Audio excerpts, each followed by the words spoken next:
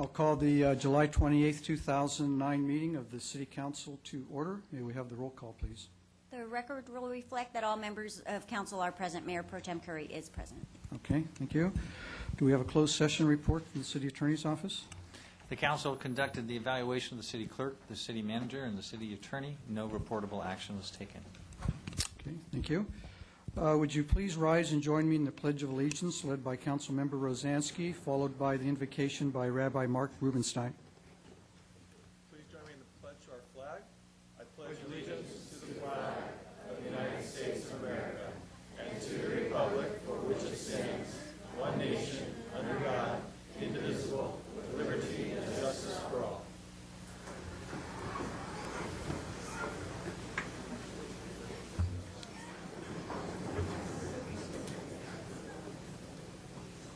O Lord, as the curtain falls upon another day of our lives, we humbly turn unto Thee as we bow our heads in prayer. We ask that You strengthen us in our desire to do justice, to love mercy, and to walk humbly with Thy God, as the prophet Zechariah says. We ask that You guard our tongues from speaking evil and from our lips from uttering slanderous speeches. Grant that our reflections and deeds in our community be motivated by honesty and sympathetic considerations. O Lord, please protect our community in Newport Beach from false pride and arrogance. Keep us humble and thoughtful in success during the summer months. Amid adversity, when our frail minds may not comprehend the working of Thy will, and in tragic times, we ask that You gird us with strength to remain strong in faith and remember the good times. Let us not be discouraged by our past failures, and remember our successes. Let us reach to the highest heights. May we not be dismayed by the gigantic task before us in our community. We ask that You watch over us in our going out and our comings in from this time forth and forever, as we say amen. Amen. Thank you, Rabbi. Okay, we have three presentations this evening. The first one is a presentation honoring Dwayne Hastings. Is Dwayne here? Are you surprised? Would you like to come up to the podium, Dwayne?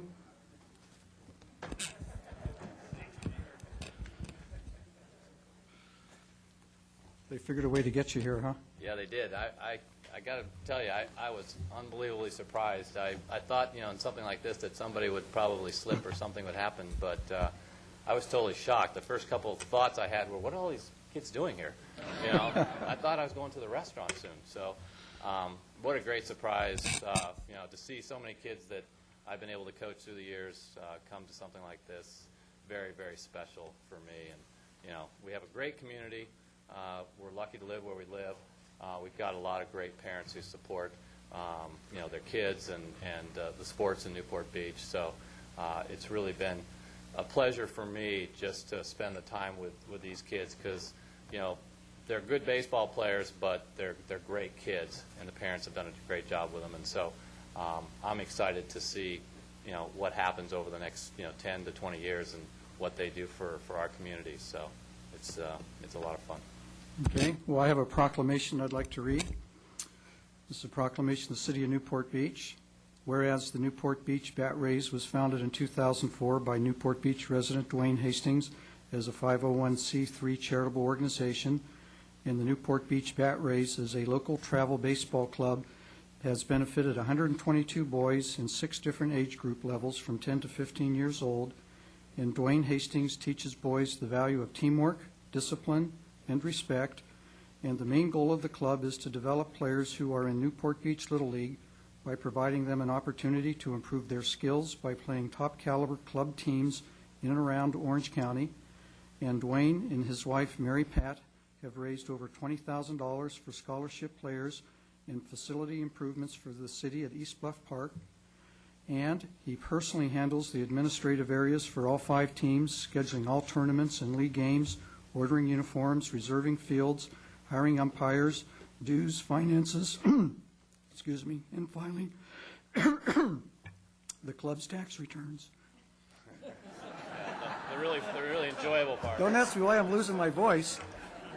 It's a long proclamation. Little Freudian And in joke there. addition to local tournaments and Sunday league play, 4 different Bat Rays teams have had the opportunity to play in the Cooperstown, I'm going to take this,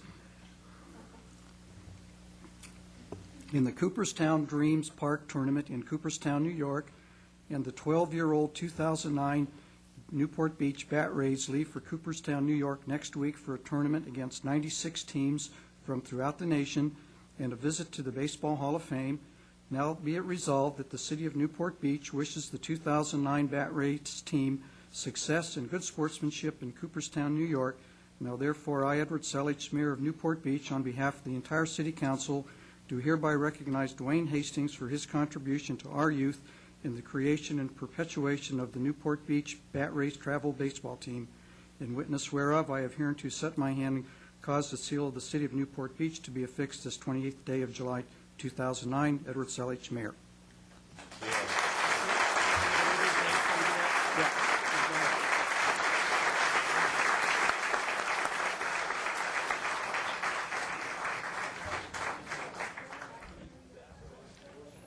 While the mayor is organizing the photograph, I'm going to read the names of the team members who will be going to Cooperstown, which is, of course, the home of the Baseball Hall of Fame for this great baseball tournament.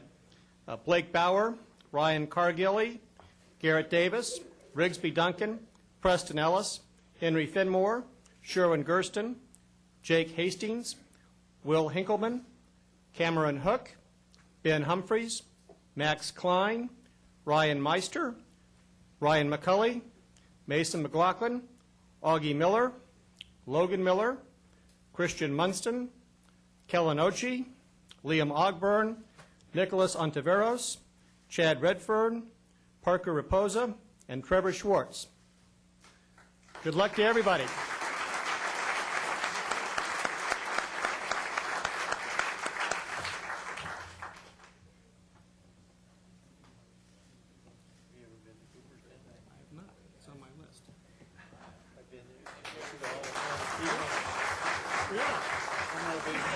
Oh, I would love it.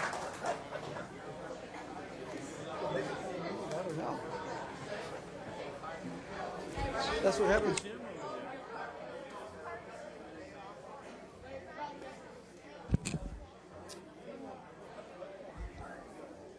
All right. Our next presentation is a presentation of a check by the Friends of the Newport Beach Library.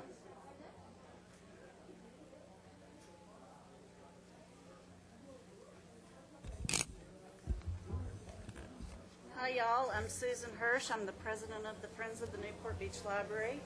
We have a sort of big check for you tonight. All right. Physically and monetarily, $205,000 with $700.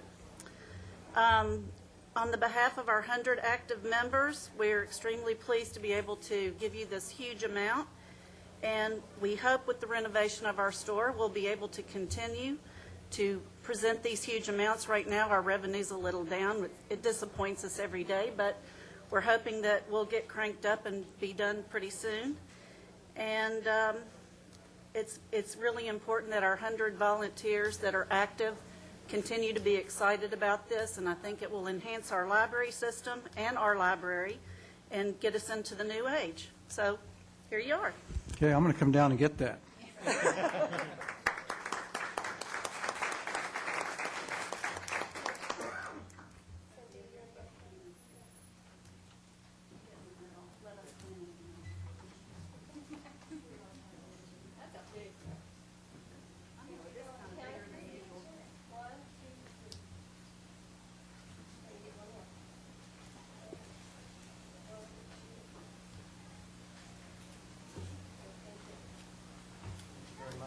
You're so welcome.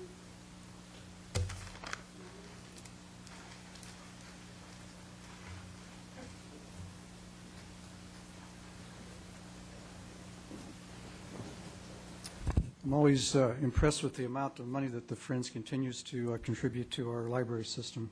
Quite amazing. at 50 cents a book. I mean, that's a lot of books they sell. It is, it is. Okay, our last presentation is a Tree City USA presentation by the California Department of Forestry.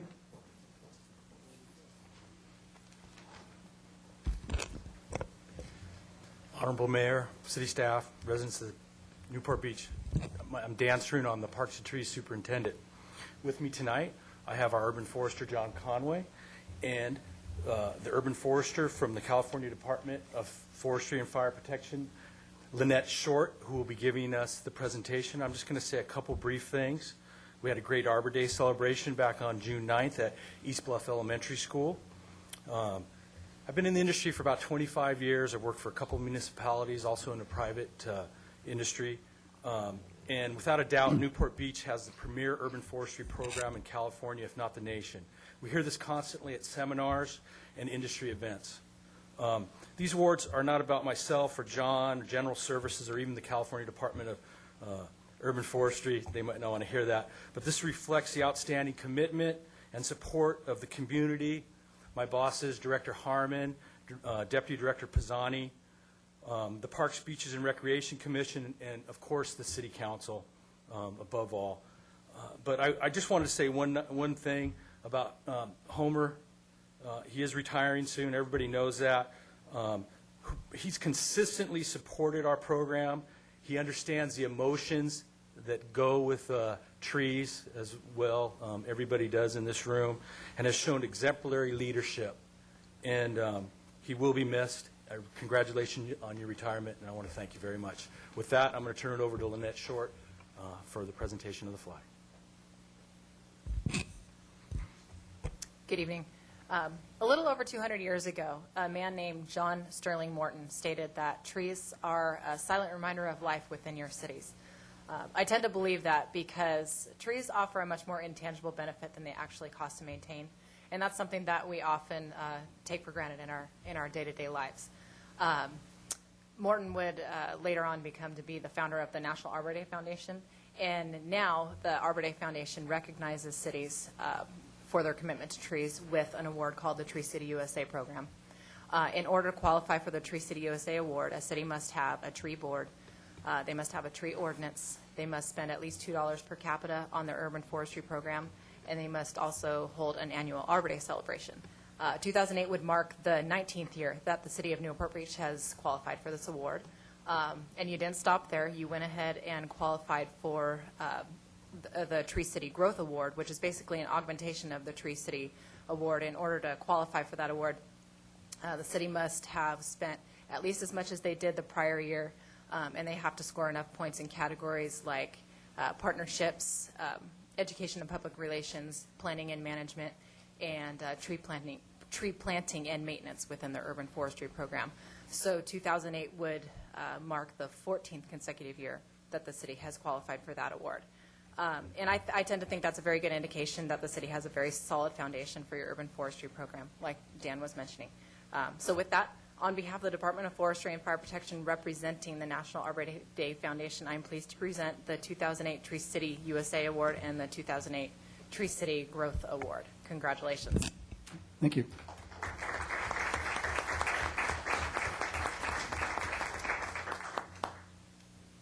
got a proclamation here claiming June 9th is Arbor Day, and I read it at East Bluff Elementary School.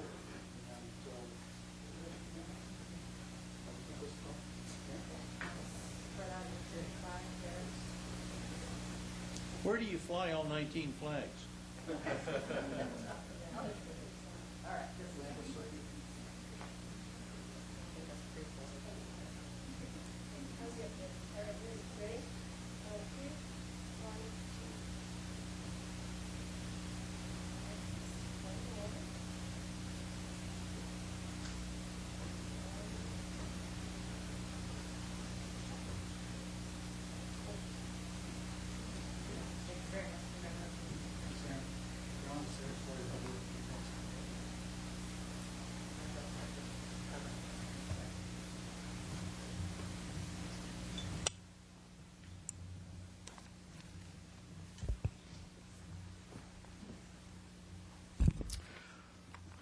Okay, we have a hearing set for 7:15 for a time certain, and that is, find it here, it's number 16 on our agenda. This is the proposed assessment district, number 103, the area generally bound by G Street, East Balboa Boulevard, Channel Road, and Ocean Boulevard for undergrounding utilities, and designation is an underground utility district. So now is the time for the public hearing on this matter. Do we going to have a staff report? It depends upon if council wants one, we can provide a quick one. I don't think there's a need for one. Okay, now is the time for those who wish to speak in favor or in opposition. Well, just a minute, maybe I was in error. Do we have to have a staff report? No, just one thing I'd like to make a statement of. There was a change to the engineer's report that's presented in front of you tonight. I'm Joan Cox with Harrison Associates, your assessment engineer. The total amount of the assessment has been reduced about $24,000 that came out of the contingency amount, and that was to make a correction to all of the assessments by about 0.39%.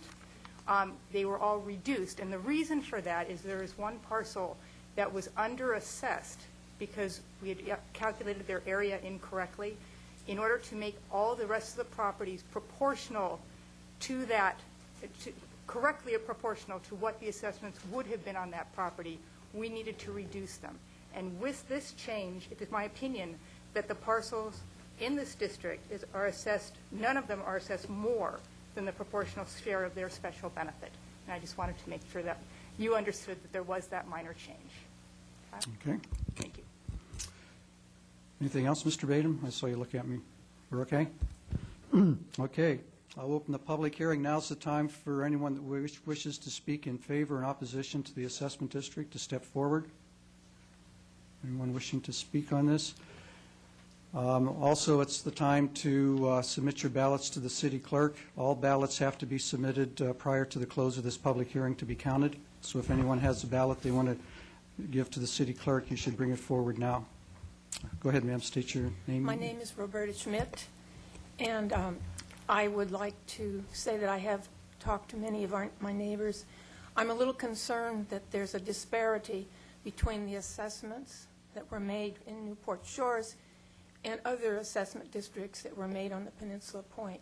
I've talked to several people, and I was on a committee in 2004, assessment district, a small one, and we approved it by 66%.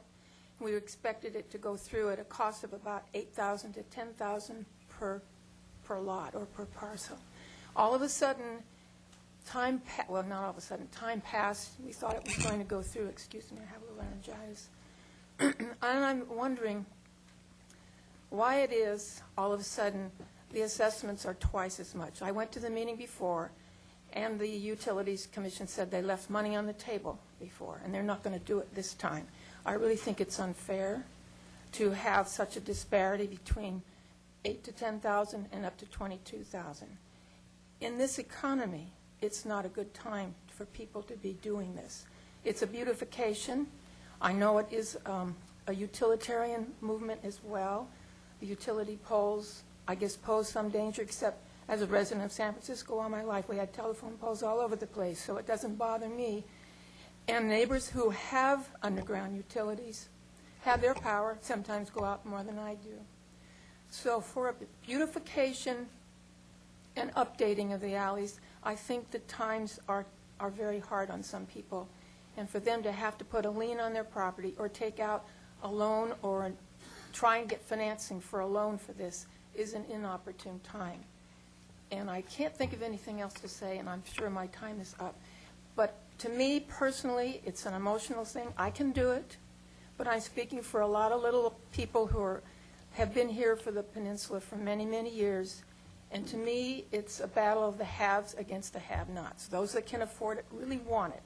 Those that can't afford it don't have as much to say because their lots are not assessed as big. One man on L Street, his lot's worth $38,000 assessment. Another little old lady down there, hers is worth $15,000. He counts almost 2.5 times as much as she does. So I think it's an unfair assessment. Thank you.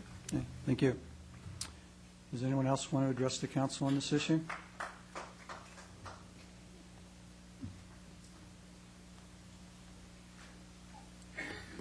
Yes, my name is Jeff Frederick, and I have a question regarding the interest expense on the cost estimate. It only shows that there's 1 year's worth of bond interest on this assessment, and yet the bond is going to be paid off over a term of 15 years. So I'm trying to figure out where the interest at 5 3/4% for the other 14 years is in the proposed financial assessment. Okay, we'll get an answer to that for you. Thank you. Any other speakers on this issue? Okay, seeing none, I'll close the public hearing. You want to speak, sir? Come on up.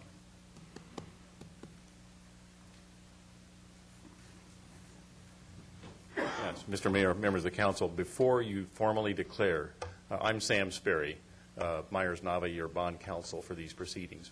Before you make the formal declaration of closing the hearing, urge you to please invite persons present, as you just did a moment ago, that before you close the hearing, this is their last opportunity to step forward and either submit a ballot or change a ballot. Is there anyone present? And then if you see no one, then please close the hearing. Okay, do that. Okay, is there anyone present that wishes to change their ballot or cast a ballot before I close the hearing? Please bring it forward. Oh, you have to come up to the podium and state your name, please.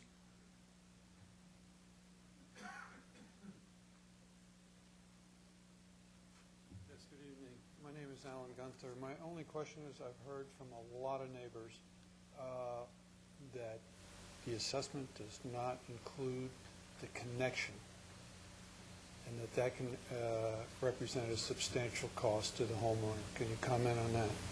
Thank you. Thank you. Do you want to submit your ballot, or do you want to wait till the question's answered? I've put it in the envelope. Okay. All right, I'll leave the hearing open. Mr. Badum, do you or your staff want to answer the previous gentleman's question on the interest expense and then this question on the connection? Joan Cox will come up and clarify that for you. Councilor Joan Cox again with Harrison Associates. The 1 year interest that's shown in the engineer's report is a prepaid funded interest. In case for some reason we don't get the assessments on the property tax bill for this year, there's an interest amount that needs to be funded. We're taking out, in essence, a 15-year loan before we can get the payments, which is a one-time deal from the county on the property tax bill. We have to make sure that we can make our payments of that additional interest rate. So that's why there's only 1 year funded. The 5.75% estimated annual rate is only an estimate, and that's just to project the possible annual payment on the property tax bill. It's our best estimate at this point in time what that interest rate will be on the bonds. Okay. Can you answer the question on the connection?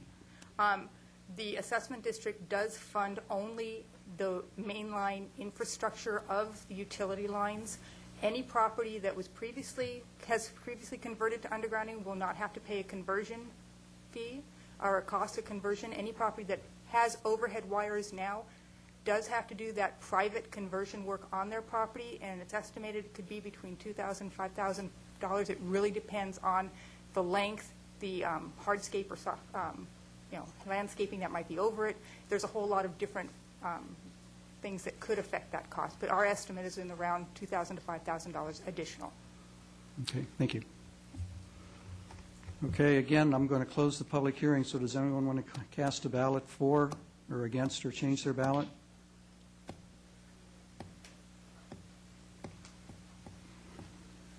Hello, my name is Ed Cusby. I live on Bellevue Lane. First, I just want to address the City Council. Councilman Henn has made it clear that when you count the ballots, if it passes by one vote, he's going to approve it.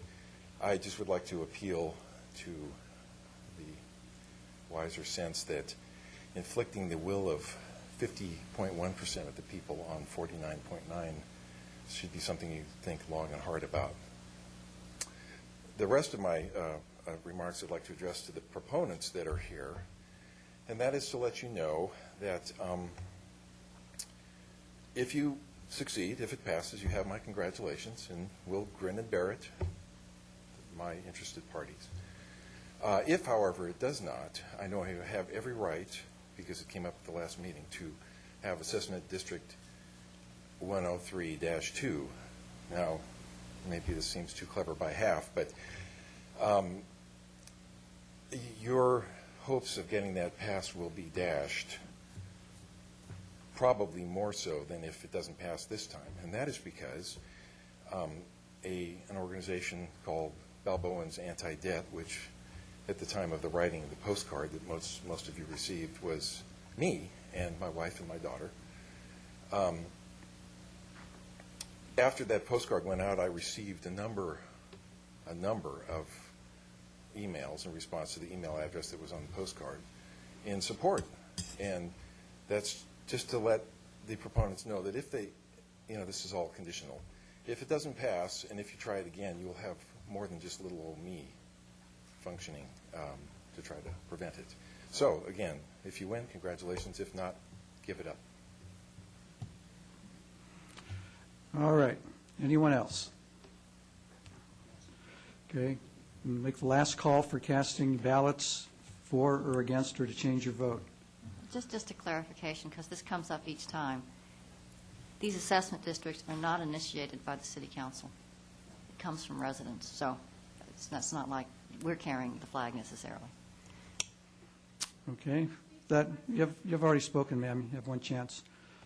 Okay, I'm closing the public hearing. Public hearing is now closed, and the city clerk's office will count the ballots. We'll go back to our regular agenda, and once the ballots are counted, we'll announce the results. Okay, Madam Clerk. Notice to the public. The city provides a yellow sign-in card to assist in the preparation of the minutes. The completion of the card is not required in order to address the council. Speakers must limit comments to 5 minutes on agenda items. The council has the discretion to extend or shorten the time limit on agenda or non-agenda items. As a courtesy, please turn cell phones off or set them in the silent mode. Now is the time for council announcements or matters which members would like placed on a future agenda for discussion and or report. Councilwoman Daigle? Yes, I spent some time at the beach over the weekend, including the Wedge, and I thought that the response from our lifeguards was just phenomenal, and our community was heavily impacted. And our lifeguards don't invite these dangers, and yet they come to them, and they responded willingly and risked their own lives to save the lives of our residents and visitors. So I wanted to express my appreciation for them, thanking them for saving us from these natural forces. And I see Chief Lewis out there, too. And then secondly, for the 43rd year, the Balboa Yacht Club's Junior International Match Racing Championship brought the attention of the international sailing world to Newport Beach. It was held from July 14th to 18th with 12 skilled teams, including the local teams from Newport Harbor and Balboa Yacht Club, who was the host club. We had also teams from San Francisco, New Orleans, New Zealand, Australia, the UK, and Bermuda as part of the experience. And yachting websites around the world included photos and articles all week. And among the comments heard were, the Gov's Cup's probably the funnest event I've ever been to, and the best ever Gov Cup. So, thank you. Okay, thank you. Councilwoman Gardner? Yes, the Corona Del Mar Library is reopened, and if you have to go. If you've been a regular there, it has just been transformed. The children's section has been expanded, and there are a bunch of new books there. And also, for the first time, there's a study area for students. You can bring your laptops, and there will be extended hours on Tuesday and Wednesday evenings until 10 o'clock at night. So that's Corona Del Mar Branch Library on Marigold. I would like a report, if we can have one very briefly, on our signs in terms of our banners that announce events. We've been talking about this for a long time, whether we're going to have a citywide policy. And what brings it up is we have spent so much money between the bid and the city on Corona Del Mar and our medians and how great it looks. And then we have this, crappy-looking little sheet, looks like, somebody's bed sheet hanging out there. So if we're not going to have a citywide policy, then that's great. We can know that, and the bid itself can maybe work on something better in terms of the way we display our banners at probably the most noticeable intersection in the city. And I would like for a reaction from the Marine Department, and it doesn't have to be soon because it wouldn't be in effect anyway until next summer, but I'd like us to look at the blackball policy. I don't want it to be changed, of course, on the east side of the bay because that's where I bodyboard, so that's fine. We'll just leave it the way it is. But to look at certain beaches and see whether from Monday through Friday we couldn't extend the hours a bit before the blackball is put up, instead of from at 10 o'clock in the morning. At least at some beaches, extend it to perhaps 11 in the morning, Blackies and a couple others. So I'd like a reaction from them as to whether that would be manageable. Thank you. Councilman Henn? Yes, I'd like to add my most sincere thanks to the lifeguards for the work that they do out on our beaches. Not just them, but the police as well as the fire management. It was a real team effort, and I just wanted to take a minute and put a little flesh on that. We had Friday, Saturday, and Sunday approximately 270,000 visitors to our beaches. We made, the lifeguards and the police made 908 rescues of swimmers and bodyboarders and surfers that were in trouble in the water over those 3 days, 232 of which required actual professional medical attention. And unfortunately, we had one fatality of a very experienced bodyboarder that just couldn't quite make it at the wedge in a 25-foot wave. So that is a tremendous amount of public safety to take on our shoulders here and in the city, and our lifeguards and other public safety personnel just do an outstanding job every year with this.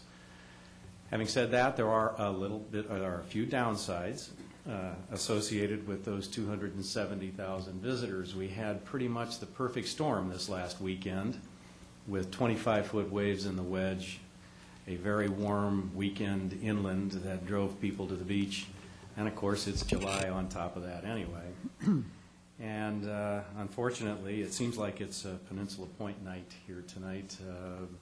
Our residents in Peninsula Point paid a pretty heavy price for all of those visitations down there.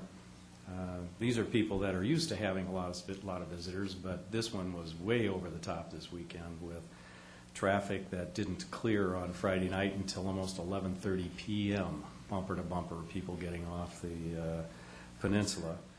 And associated parking problems, some of which were compounded for our residents by virtue of a diligent job issuing parking tickets for illegally parked cars, a number of which belong to our residents because they couldn't find any place else to put their cars. Now, let me make it clear, our police and our parking control people are not authorized to pick and choose when they enforce the law around here. They're there and they have laws and they enforce them, and we understand that. But I do think in light of the heavy price paid by the citizens in that area, it's appropriate for the city to relent on these parking tickets, and I've spoken to the city manager about this, and he agrees with that. And so we will be instituting a one-time only little program here to provide cancellation and relief on these parking tickets that were issued to the residents who are otherwise so heavily put upon down there. And I do want to also make it clear that we probably ought to have a backup solution here that we can invoke when we see sudden crowds like this that are way outside the norm, to control traffic and provide a means that we can, perhaps at the direction of the police department, when they conclude that there is a serious issue here, invoke a solution whereby traffic is turned around before it gets to the point. We really wound up with a serious public safety issue down there with this much congestion. There's just no way that police and medical personnel could get down there efficiently, and if there had been a problem, it would have really been a serious problem. So I will be working with city staff over the next little bit here to see if we can find a solution. We've had solutions in the past, and I'm sure we'll be able to find one this time around. And I do want to work with the Peninsula Point Association, in fact, to see if we can identify a solution that works. And in the meantime, at least we'll provide a little parking ticket relief. Thanks. Thank you. Councilman Rosansky? Nothing, thank you. Mayor Pro Tem Curry? Yes, as part of the state budget settlement, if you want to call it that, the state invoked the provisions of Proposition 1A and essentially expropriated approximately $6 million from the taxpayers of the city of Newport Beach. The terms of the state constitution allow them to do this one time in a decade, and they're required to pay it back with interest, although with the state of California, I'm more concerned with return of principal than return on principal as it relates to this loan. A couple of things. First of all, I think we need to recognize and thank our local representatives, State Senator Tom Harmon, Assemblyman Chuck DeVore, and Assemblyman Van Tran, who all voted against this taking of local funds. And I think we also ought to recognize the League of Cities and the other cities like Newport Beach who opposed and successfully defeated the effort to take more than $1 million from Newport Beach in gas tax funds, which did not pass. In reviewing the provisions of the law that was enacted by the legislature, there are various provisions for securitizing the money being taken from the cities. What I'd like to do is have a report come back that talks about the precise impact of this on the city of Newport Beach, where we're going to get the money from. We're fortunate to have reserves. Other cities are having to cut services to respond to this taking. And I don't have an opinion about it, but whether or not the securitization is something that would make sense for us or not. Second item is you saw reported in the press that we've had an increase in graffiti. And graffiti is something that needs to be stomped out very, very quickly when it appears in order to maintain the appearance of the community. We have a graffiti hotline, so anyone who sees graffiti should call 644-3333, and the city is very good about dispatching a crew within a matter of hours to address graffiti. I took a look at our graffiti ordinance, which provides for a penalty of 6 months in jail or a $1,000 fine, as well as assessing the cost of repairing the graffiti. So we have a strong law in Newport Beach related to graffiti. It also provides for parental responsibility when the person involved is a minor. Our ordinance also includes provisions under the state government code that allows cities to offer a reward, and that reward in turn is also assessed to the perpetrator if they're turned in and caught doing graffiti. So I'd like, in conjunction with the chief of police and the city manager and the city attorney, to come back with a report about whether or not offering a reward in the $1,000 or so range is something that we have done or could do, and whether it was deemed helpful in deterring graffiti in Newport Beach. Thank you. Okay, thank you. And I have nothing this evening. I was busy doing something else for the last 2 weeks. Okay, Madam Clerk. Consent calendar. All matters listed under consent calendar, items 1 through 15, are considered by the council to be routine and will all be enacted by one motion in the form listed below. The city council members have received detailed staff reports on each of the items recommending an action. There will be no separate discussion of these items prior to the time the council votes on the motion unless members of the council, staff, or the public request specific items to be discussed and/or removed from the consent calendar for separate action. Members of the public who wish to discuss a consent calendar item should come forward to the lectern upon invitation by the mayor and state their name and item number. If the optional sign-in card has been completed, it should be placed in the box provided at the podium. Okay, Councilman Henn. I have nothing. Councilman Rosansky. Nothing to pull, but I'd like to register a no vote on item number 4. Okay, Mayor Pro Tem Curry. Nothing to pull. Councilman Daigle. None, thank you. Councilman Gardner. I also register a no vote on number 4, and I have 2 corrections to the minutes. On page 207 of the study session, the second paragraph, full paragraph, the last sentence, says she also suggested a pilot program for residential parking permits. What I suggested was that if there were to be a parking permit program, that it should be a pilot program. There's a distinction there. And then on page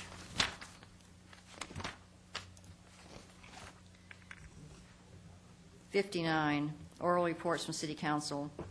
The Coastal Bay Water Quality Committee is not applying for grant money. We simply had a presentation on a grant for the native oyster restoration. Thank you. sorry, page 218. Councilman Webb? Okay, we have nothing to pull. Staff have any items to pull? I have nothing. Okay, does anyone from the audience want to pull any item from the agenda? Okay, seeing none, I'll bring it back for motion. Move the approval of the consent calendar, items 1 through 15. Councilmember Rosansky and Councilmember Gardner voting no on 4 with the minute corrections as noted by Councilmember Gardner. Second. Okay, please vote. Motion carries. Okay. Oral reports from City Council on committee activities. Councilwoman Daigle? Yes, our Citizens Aviation Committee met yesterday, and we are, our air quality study is underway to determine if there are air quality impacts from airplanes flying over Newport Beach, and we anticipate, I think, about 6 months, some results. Thank you.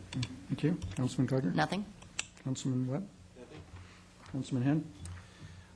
The Economic Development Committee of the city, part of its charge is to do what it can to encourage and assist with improving and maintaining the economic health and the business environment here in the city.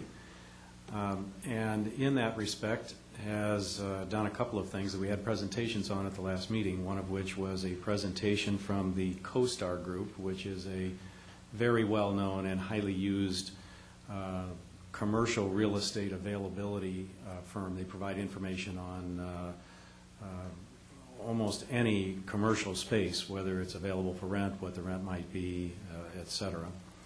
And then a companion presentation by Lee DeSantis of our economic development staff regarding work done by the Buxton Group to help us identify likely spaces that could be available for the right kind of tenant, identify those tenants that make sense, try to match them up with the right spaces. And so these were both very interesting presentations and very good examples of what the city and the Economic Development Committee are trying to do to help improve our economic environment, especially these days where we do have more vacancies and a tougher way to go for most businesses than they can remember in some time. So we were pleased for that, and we'll continue our efforts. Thanks. Councilor Rosansky? Nothing, thank you. Mayor Pro Tem Curry? Nothing? I just have a brief report from the General Plan Implementation Committee. After, 27 months has it been? Who's counting, huh? It's over 2 years anyway. We finally have a draft of the complete zoning code that the committee is now looking. It's the second draft, Mayor. Well, this is hopefully the last major draft. We're not going to have to rewrite it again. And so anyway, we're going to be going through and reviewing that. Is that posted on our website now? Yes, it is. It showed up first on the display of the new website in this afternoon's presentation. Okay, so anyone that's really interested in some light bedtime reading, you can go on the internet and read the revised draft of the city zoning code, and your city council subcommittee will be actively working on that. Is there going to be an executive summary for us, or are we going to have to read every word of the zoning code? If we have to read it, you got to read it. Okay. You'll enjoy it. I have insomnia, it may help. Okay, our next item, public hearings, item number 16, is still under count, so we'll move on to our next public hearing, which is the adoption of ordinance number 2009-13 to provide the Public Works Director the authority to adopt new editions of the standard specifications for public works construction. Any enlightening staff report? Yes, Mr. Mayor, hopefully a real short one here. Really, the essence of this change in the municipal code will allow the Public Works Director and myself to adopt newer versions of the standard specifications for public works construction. The current code requires us to bring it to your attention every time we want to update that up to the latest code. And these standard specifications are published and updated on almost a biannual basis, so it will make it a little easier and streamline the process, because these are tools that we need in order to execute capital projects, and it just essentially enables us to keep current on the latest specifications. Okay, thank you. Any questions of our staff? I'll open the public hearing. Anyone want to address the council on the new public works standards? I'll move the item. Second. Okay, please vote. Motion carries. Madam Clerk? Public comments. Public comments are invited on non-agenda items generally considered to be within the subject matter jurisdiction of the council. Speakers must limit comments to 3 minutes. Before speaking, please state your name for the record. Anyone wish to address the council on an item not on the agenda? Step forward. State your name, please. Hi, I'm Diane Romick. This is a neighbor, Julie Madison. We're from Pacific Ridge and Newport Coast. Y'all have entertained me 2 other times, and I appreciate it. I appreciate all your hard work. So first, thank you. And then secondly, I just wanted to highlight to you guys again, where this is Ridge Park Road, where the bicyclist was killed last week. And this is like the parking area training ground for all the bicyclists. This is the new park that's going to open, Coastal Peak Park. And then this is Irvine Conservancy land. So I've talked to a couple of fire departments, and I understand that the emergency access for the city of Irvine, Laguna Niguel, of course, Newport Coast, along with Laguna Beach and Corona Del Mar, is all up in this area. So what we're going to have as soon as this park opens is really, really, really bad parking. And we need fire lanes. And that's what I've talked to you about 2 other times. The fire lane currently ends right here, and there's parking on both sides. These are my little people with their doors open and the bicycles, plan view. So it's a crazy mess up there. Tonight when we were coming out 6:30, we counted over 30 vehicles parked just on Ridge Park Road alone in that little section. So you've got softball, you've got 3 soccer overlay fields, you've got batting cage, et cetera, down here in the park. And we really need your help to avoid any kind of harm to anyone. And the park hasn't even opened yet, so once it opens, Right. it's going to be a lot worse than what it is now. I'll give you my phone number. Call me, and we'll meet on site. And Okay, that'd be great. Thank you. Are Thank you you- guys for your hard work. Are you suggesting that we prohibit parking on all the streets? Is No, that what sir, your I thought? think it'd be wise to continue the existing fire lane. and So then that would be because, prohibiting the parking along there?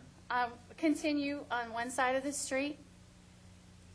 And then, since this is the park, it wouldn't make sense to have people crossing this street. So on this street, it should be, which is East Coastal Peak, it should just be fire lane on the Irvine Conservancy land side. Okay, so your thoughts are to prohibit parking on one side of the street? Correct. And do that, okay. Part of the Thank problem you. that we have is they just take over both sides of the street, and it's really hard for 2 vehicles to go through. And they actually open their doors, they're changing tires in the middle of the street. They have tailgate parties. I mean, it's just so disorderly up there that we have always said, living in the neighborhood, that somebody's going to get hurt. And we haven't even come to most of the congestion until the park really opens. Could you state your name again for the record, just so we have it? Mine's Julie Madison. Okay, thanks. I wrote her on my card. Okay, thank you. Thank you guys for your hard work.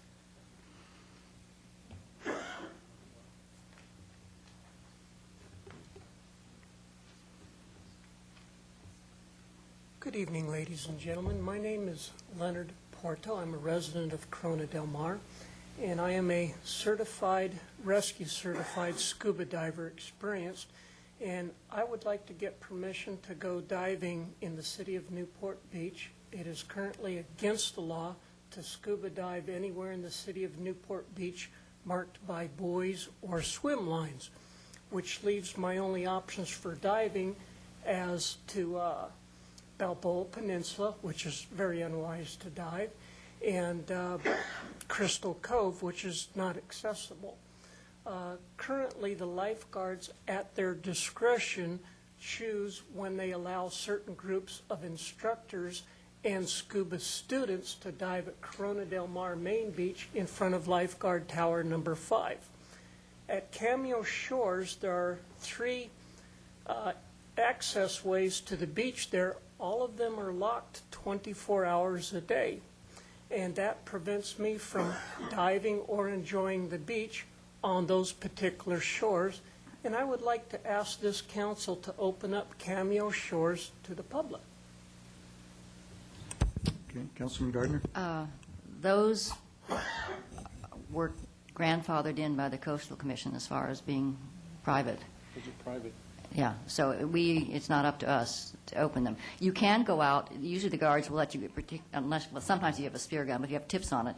You can go out at Little Corona and then go south, and that gives you Arch Rock and all those areas off Cameo Shores, so that it's not like they're inaccessible, but you have to come down from the Poppy Trail and go out that way. Well, to my knowledge, all beaches are public trust lands, and by those gates being locked, that is from my perspective, a violation of the public trust doctrine, which is recognized by the California Coastal Commission and has been, to my knowledge, since 1999. As I say, the Coastal Commission grandfathered certain trails that they could remain private, and those have been that way since the Coastal Commission came into being. Yeah, well, before. That's why they were grandfathered. So if I'm hearing you accurately, the city of Newport Beach has no authority over the opening or closing of those gates at Cameo Shores? That's correct. Okay, thank you, gentlemen. As to the issue of scuba diving being illegal in those specific areas, I can understand the need to regulate safety related to spear guns, but to prevent scuba diving without any definably clear or compelling reason in the areas that are most conducive, mainly Main Beach and Little Corona, I don't understand the purpose or the nature of that particular law. I know we're not supposed to debate these things, but I guess I would question whether the areas that are marked by buoys are sandy areas. And to me, when you're a scuba diver, why do you want to go in sandy areas? Would you rather go in the rocky coves where there's actually something happening? Yes, that's an excellent point, but you can't access those areas unless you go through the kelp forest at either Corona, Maine, or Little Corona. As I say, from my experience, and unfortunately the Marine guys aren't there, but I've seen lots of divers go out Little Corona as long as they went out and headed south, and nobody ever stopped them. Well, my concern is it is posted at Little Corona that it is illegal to scuba dive there. And so it is at the discretion of the lifeguards whether they would cite someone or not. And that is my greatest concern. Well, sir, maybe we can have our head marine safety officer contact you and explain the rules and discuss it with you further rather than trying to debate it here this evening. Can we get him the number to contact Mr. Bludow?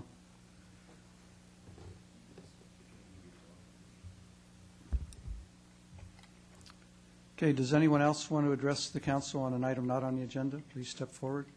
Thank you, sirs and ladies. Thank you.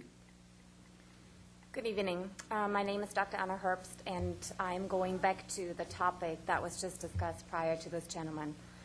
The cyclist that was killed last Thursday, 5 days ago, was our fellow cyclist and dear friend who we cycled with pretty much every day.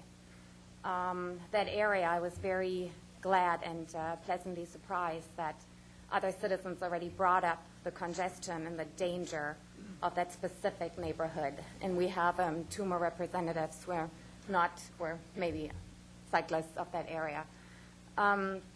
What would be wonderful and what we hope that the city council is going to work on is to erect signs or just make cars and cyclists and mothers pushing the little baby strollers aware of how narrow corners there are, of how bad the visibility is, and that everybody needs to slow down, that we need to make better access to those roads.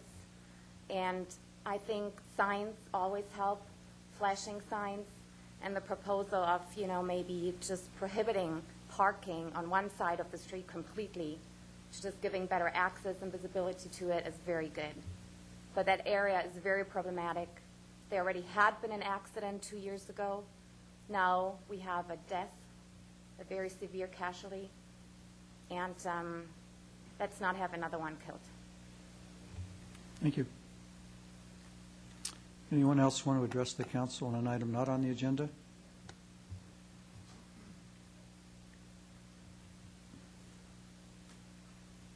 Good evening. My name is Jim Sweet. I'm a resident of Newport Coast. And I'm a fellow cyclist.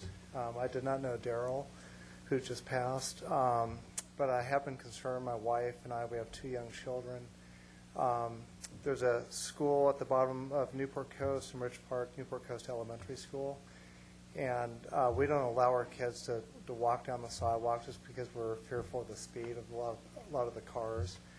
And just recently, my wife was walking our dog up Rich Park on the sidewalk, and a car actually came over the sidewalk because of the high rate of speed. She thought maybe the gentleman wasn't paying attention or looking at the phone. Jumped the curb and narrowly missed our dog and my wife. And another friend of mine last week was climbing his bike up Ridge Park and was clipped by a car. I guess the side view mirror hit him in the hip. He's a orthopedic surgeon here in Newport Beach, Sten Kramer. And I talked to a lot of our neighbors. One of my neighbors is here with us tonight, and we've just been concerned for many years about the high rate of speed, especially with the school. You see the ladies with their strollers going up and down the sidewalks. At the bottom of the hill, there's a speed limit sign that says 25. As you go a little bit further up the hill, it says 45. And I think a lot of us will agree, you go onto the freeway, it says 55 miles an hour. If you're going 55 miles an hour, you're going to get pretty much honked out, or they're going to force you off the freeway. They're probably doing 70. So my assumption is people are going a lot faster than 45. My neighbor Dave and I, when we make a left turn into the Campobello neighborhood, people are rushing by us by a matter of feet. And again, I'm not in law enforcement, so I don't know if that's illegal. I assume that's not legal to do. And so I'm just very concerned there's a lot more tragedies waiting to happen. And because what happened to Daryl, it's just kind of risen all of our fears again in the neighborhood. So we just want to try to find a solution and figure out a way to make it safer for everyone, not just the cyclists, but the children, the moms, and just the other people that are driving up and down Ridge Park. So we're open to any ideas or suggestions. Thank you. Thank you. Mr. Mayor, I'll get together with the traffic engineer, Steve Batum, and also the police chief and see if we can come up with any suggested recommendations to address these people's concerns. Okay, good. Thank you.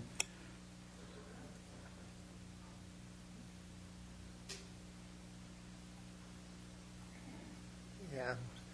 I'm sorry for my casual attire. I didn't intend to speak. My name's Alan Marks, and I'm also a resident in the area on Ridge Park. I believe a few years ago there was an inquiry made of the council as whether they could put a stop sign halfway down the hill. I would be interested if the council could revisit that. The traffic moves at excessive speed down that hill, and there will be another accident. I can't see any reason why a stop sign wouldn't be considered, and I'd be glad if we could hear from the council when they've considered it. Okay, thank you. Mr. Mayor, if I may just address that, there are certainly warrants for where stop signs are put based upon engineering standards and liability issues. So we will take a look at that, but I don't hold out any hope that on a downward incline like that, that a stop sign would meet the warrants for being installed. You might want to explain what a warrant is. I don't think a lot of people understand that. Steve, do you want to go ahead and tackle that one? There's the state establishes certain criteria, and it's usually based on the traffic volumes and conflicting traffic volumes. Generally, for an intersection for a stop sign, it's the volumes in both directions, and there are limits on what establishes the need for that to resolve that conflict. And also, there are rules on speeds and those kinds of things that we look at as far as placement of stop signs and things like that. It's not a device that's used for speed control. So it would be really, my guess would be, and I'm probably not too far off, that they would not qualify to meet the warrants to install a stop sign at those locations. And the problem being is that when you install a stop sign that doesn't meet the state warrants, it's usually because most folks will not see the need to stop, and eventually what happens is folks do not stop. They'll roll through these stop signs, and it actually creates more of a hazard than the stop sign was originally intended to reduce. So that's essentially the background. Okay, thank you. My name is Malcolm Hill. I'm a resident of Corona Del Mar. And to speak to the stop sign issue, there's other examples in the city where stop signs don't exist, but there are other elements to slow traffic, such as speed bumps, etc. And those are very effective. Daryl was a good friend of mine, and I spend a lot of time riding my bike up on Newport Coast, and I'd also like to speak to the speed concern of cars going through up and down that stretch with no reason to slow down or stop. It's a very long stretch, and especially coming downhill, you witness some pretty high speeds. I'd also like to use this opportunity with Daryl's tragic death to encourage the City Council to consider making Pacific Coast Highway and the motorists more aware of cyclists, especially in areas where there are door impact zones where there's no bike lane and there's very little room between the traffic and the parked cars. And share the road signs, I think, would do a lot to alert motorists of the presence of cyclists and also help create more of a spirit of cooperation between the cyclists and the motorists. Thank you. Okay, thank you. Good evening, ladies and gentlemen. My name is Cheryl Bird, and I'm a resident of Yorba Linda, and I'm also a fellow cyclist. While I did not know Daryl, tragedies like this could be easily averted with a little more attention to road signs. For example, maybe flashing lights in that area, setting up a temporary speed trap on occasion to slow motorists down, just having a greater awareness of the dangers of not having a clearly demarcated bike path in that area would go a long way for helping to resolve any further issues of this nature. Thank you. Thank you.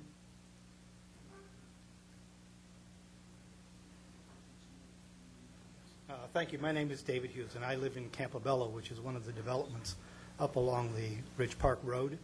And I would not try to guess what the solution to this problem would be. There are brighter minds than mine, and there are professionals who should look at this. But I would just like to remind you that at the bottom of that hill, not only is there an elementary school, but across the street from that, there's a playground, and there's a tennis court, and there's a basketball court. And a little further up the road, there's a swimming pool. And our children are growing older now, and so some of these kids will start driving. And I think most of these accidents happen, most of these events happen because people misjudge the speed of a bike or a car coming down the hill.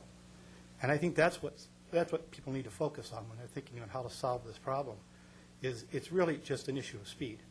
If the traffic were slower, there would be less opportunity for people to make a bad mistake, or at least more opportunity to get out of a bad mistake, because we all know that we're going to do it. I live there. I've lived there for 10 years, and I find myself speeding down that road. I find every once in a while the city will put up a flashing light that says you're going so fast, and it's a reminder to me to slow down. So if I do it, I know other people are doing it as well. So we appreciate the attention that you could give to this, and look at the layout of what's there, because eventually somebody's going to come in front of you and report that some young child has been harmed because we weren't able to find a way around a warrant or a solution. Thank you. Okay, thank you.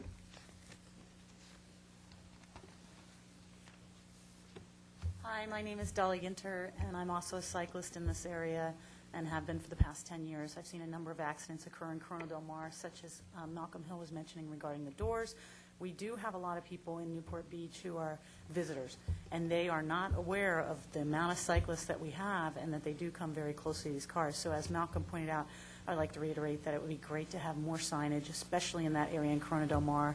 And regarding our recent accident and loss of Daryl in that area, most of us that do cycle do repeats up that hill. It's the only major hill in the area to train on.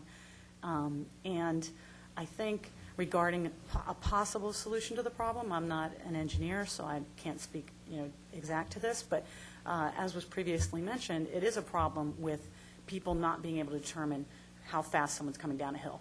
And, people who do not cycle, and even those who do, it's very difficult to judge how fast something's coming at you.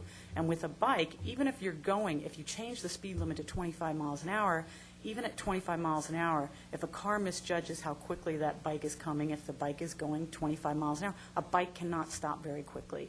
And a possible solution, if the road is wide enough, is potentially to make a left turn lane. There are a couple left turns going up that hill, and this occurred because someone made a left turn while the cyclist was coming down the hill. If there was a left turn lane with a mandatory stop to make that left turn, if that's legal, that would give that person time to be able to judge where this person is, how this cyclist or another car or people crossing the road, they're going to see that. They're not going to, miss the mom walking across that street because they're quickly making the turn or somebody else coming down. So I would recommend that that be visited by an engineer or, if possible, as a solution to that problem, because a lot of people have been hit in that condition. Thank you. Thank you. Any?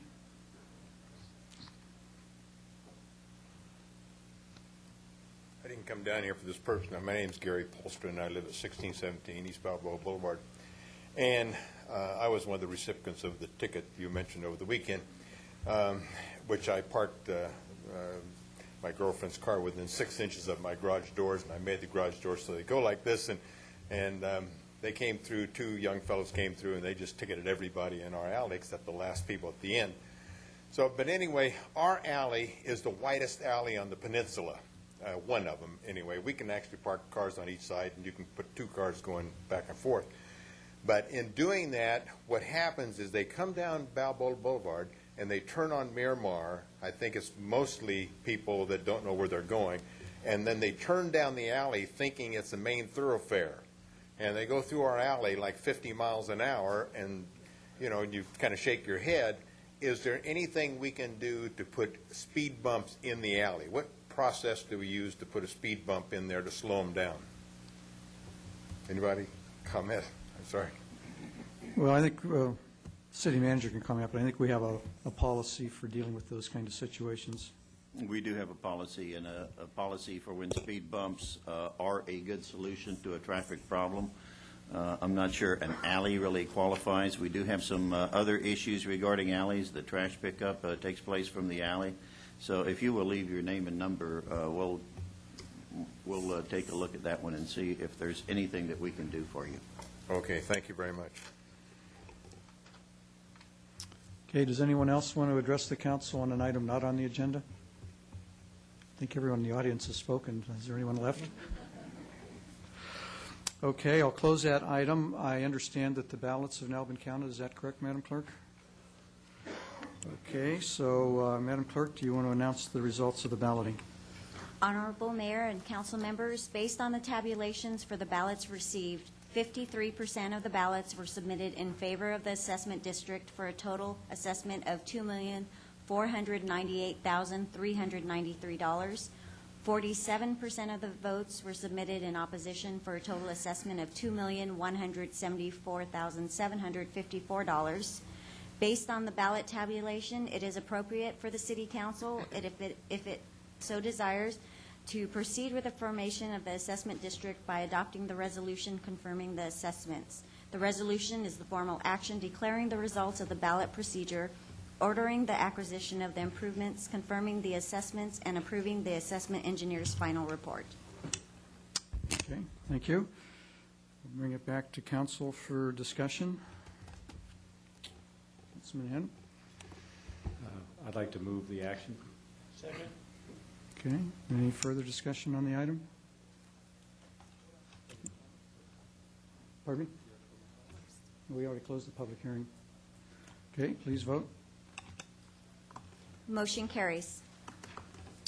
Okay, assessment district number 103 has been approved. We'll now go back to our regular agenda. We're on current business. Item number 18, Proposition 218, rate setting procedures. Mr. Mayor, this study session that we had today, we talked about this particular item.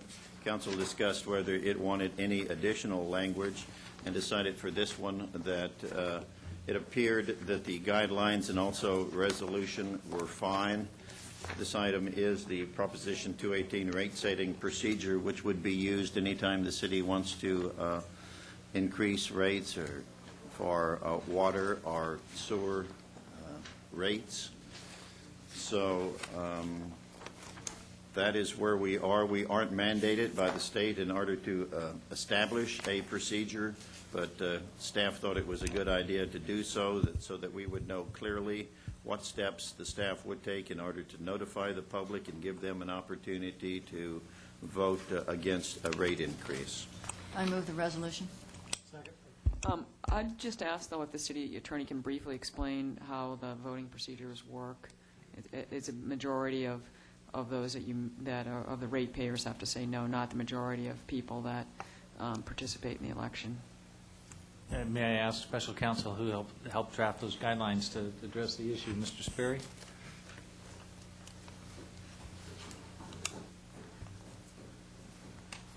Good evening, Mayor, members of the council. Sam Sperry of Myers-Nave, your special counsel in drafting those guidelines. I apologize. I was making a note to myself about item 16 when you were having that discussion, and I need to ask the city attorney a question before we're done with this to make sure that we did handle item 16 fully. But let's go ahead and deal with your question, please. Sure. If you could identify the voting procedures for a rate increase, and is it a majority of people of those that vote in the election, or does the city mail out to all the ratepayers and then the majority have to protest or say no? If you could explain how that works. Yes. In the context of a system such as yours, where you are doing direct billing as opposed to billing on the tax roll, the recommended procedure, the strong consensus, clearly statewide, is you will mail directly to the person shown on your account, on the notion that that's the real party in interest who's going to pay it and will care about it. The literal language here says send it to the record owner, and you achieve that by mailing it to the party on your account. Have I answered your question that way? No, not completely. I think what I'm trying to identify is that what does it take for it to pass? And maybe put it another way. Okay. Or what does it take for it to fail? Yes. You're talking now about Section 6A of Article 13D of the state constitution, and what is required to preclude you, the council, from proceeding with the rate increase is a majority protest. And a majority protest is established when the owners of more than one-half of the parcels affected by the proposed rate increase submit written objections or protests. Okay, thank you. That was Yes. the answer I was seeking. Thank you. Okay. Did you want to get a clarification on item number 16? Oh, you're going to do it off to the side. Okay. All right. Got a motion and a second. Does anyone want to speak on this item? Seeing no one, please vote. Motion carries. Okay. Next item is item number 19, council review of staff status progress report on 7 of the City Council's 2009 priorities. Mr. Mayor, may I interrupt for just a quick moment? And just to get clarification, I think I know the answer, but I want to make sure the minutes reflect it. On item 16, the moving party, I believe you said move the action. By that, you meant that move all of the actions reflected in the staff recommendation. So all 3 items have been moved and actions adopted by the council. Is that an accurate statement? That's what I intended. And the second? Yes. Thank you. And the council understood that was the vote. All those actions were taken? Yes. Thank you. Okay, Mr. Bludow. Thank you, Mr. Mayor. Item number 19, review council priorities, which is something that we do at least half of the priorities at each city council meeting. I don't think we are loaded up on the PowerPoint, so I apologize for that. So let me run through these verbally. The first one I will review is continue to seek and implement measures to minimize the adverse impacts of John Wayne Airport through the implementation of the City Council's airport policy. As Councilwoman Daigle has said, we had a Citizen Aviation Committee meeting on Monday. and we will be dark for August, like our second meeting in a council meeting in August, so there will be another meeting in September. We have a Corridor City meeting scheduled for August the 19th, and we expect good attendance for that. That meeting was just set up yesterday, as a matter of fact, and got concurrence that at least 4 cities will be able to attend that, both city managers and city attorneys. Councilwoman Daigle also talked about the air quality study that is beginning to take place. Dr. Carlene Sudol-Boyle came into town last Monday and met with Tom Edwards and myself when we reviewed possible locations for the air monitoring equipment to be situated throughout the city, not only surrounding John Wayne Airport, but also a couple of locations so that we can get some clean air samples that will form a base for the study so that we can compare air quality around John Wayne Airport against cleaner air that would not have impacts from John Wayne Airport. So it's my intention to have her in front of the City Council and on the council agenda at our next meeting, which will be the first meeting or only meeting in August, so that she can review where those monitors are located and talk a little bit about the monitoring process and the air quality study, which will be about 30 days in duration, and we do expect a written report back to the City Council with those results in January. I don't think I have anything else to talk about as far as any of the other issues on that particular priority.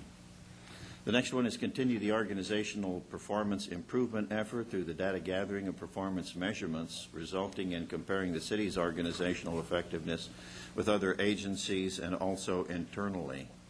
We are expecting a final report to the City Council. That will be a presentation by our ICMA consultants, and that will be on the council meeting of September the 8th. We will be having final training and review with all of the departments as far as the measurement data is concerned. Those meetings will take place with the ICMA consultants on August the 10th and August the 11th, and then there will be a meeting on the 12th with all of the management team, and some training will take place. So we think that is going to conclude the training that will take place. And after that meeting, we'll certainly have all of the data that will be go into the final report that you will see and review on September the 8th. If there are no questions on that, the next item is focus on the development and adoption of an FY 2009-2010 budget which is balanced and which allocates the city's resources where they are most needed without adversely affecting services to the public. Of course, you adopted a balanced budget at your meeting on June the 23rd. However, based upon the state's action, that budget is no longer balanced. So Councilman Curry asked for staff to come back at the next meeting, which we will do, and make a recommendation to you how to get back in balance. The next item is update the facilities financing plan twice in 2009 in order to determine how best to finance OASIS and how best to move forward with planning for the City Hall and other priority projects. So the last time the City Council reviewed the plan was as a part of the budget hearings on May the 26th. We anticipate that next review will be in front of you on November the 24th, and we are also expecting that the architects of the City Hall project will be before the council in November with a final concept for you to review and hopefully approve. So I think that timing is going to be excellent for that. Just a reminder that I had requested that we have a list of a comparison of what we had initially proposed and what was now being proposed. We decided we weren't going to do it in terms of money, but in terms of additional structures and that sort of thing, so that people could understand why there's a difference in price. Yes. Yeah. In fact, we had a meeting of the building committee today and went through that whole idea of breaking it down into these different components. So we'll be seeing something like that. So we can see what City Hall is, the park, the library expansion, the EOC. And when do you think we'll see something like that? Dave knows the schedule when we're coming back. It's pretty quick to the council that we're going to be coming back with some update. Good. Look forward to it. Thank you. I vote voted. Okay, I am looking for Mr. Kiff, and I don't see him to talk about group home regulations. I think the main thing that has taken place since the last review of this 2 months ago was the legislation which was finally held up in both the Assembly and the Senate as far as seeking a little stronger controls from local government. Here on cue. Dave, I'm not very good at treading water. I need some light. I need an office closer to the council chambers. So group homes, the summary before you talks about the most recent developments and that the city's legislative program went farther than ever before but didn't succeed. Ultimately, we were held in the Assembly Health Committee. Held means we have a chance to resurrect this bill between now and next year, and we may try to do that. I'll confer with the group homes subcommittee on that. We did get, interestingly enough, just yesterday, 3 calls from different cities based in part, I think, on a story that was on TV in one of the local channels, but reflecting a problem in Malibu. But they mentioned that Newport Beach is doing something fairly forward-looking. So 3 different cities called me and said, "What are you doing?" So I'm going to use them to hopefully get some more legislative support for this effort next time. Dave, who are the key lobbyists that are against doing what we're trying to do? There's an association of addiction recovery specialists. So these are the people that either own or operate recovery homes, and they've been opposed to just about everything we've tried. They don't oppose it in substance. What they say is you're probably up to something, and therefore we oppose in concept anything that comes out of our community. I guess I don't understand how they have so much more clout with the legislators than a local agency might have. How do we improve our lobbying ability? I think the problem generally is the League of Cities is effective in some ways, but it's not an entity that provides any kind of campaign contributions. The other ones do. And you said that very diplomatically. Okay.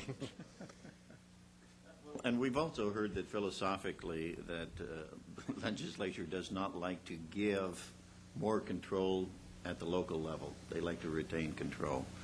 And I think we're running up against that also. Yeah, most certainly. So, but again, I think if we get enough communities working with their own legislators, because our legislators are in support of what we do, we may be able to turn the corner of that. Again, we got through the Senate this year for the first time ever, so we'll continue to work on that. And then Councilmember Henn has been good about updating you on the other things about how where we are in the use permit process. So unless you had any questions, I'll end the report about group homes. Thanks. Dave, while you're up there, going back to the facilities financing plan, when are we going to come back with another report to the full council on where we are in City Hall? Do we have something scheduled? I would like to come back to you next month with that, your August meeting, if that's okay with the building committee. We have just the one meeting in August, and I think it is a great time to come to you with the comparison of where we are, where we've been, what we have today with the current City Hall structure, and set that all up. Again, the building committee, as the mayor said, gave us some good direction today, so we're ready to bring that to you. The 100% schematic plans are going to come to you shortly thereafter, and the EIR itself will be out for release in September. So there'll be a public meeting of the City Civic Center Design Committee, tentatively set for the 30th of September, which is a Wednesday night, probably at the Friends Room, and that will be within the public comment period for the EIR. Okay. Thank you. Sharon, if you will handle the next one regarding the general plan. This is to continue the alignment of the city's codes, regulations, and policies with the general plan. And I took part of your report. Yes, thank you.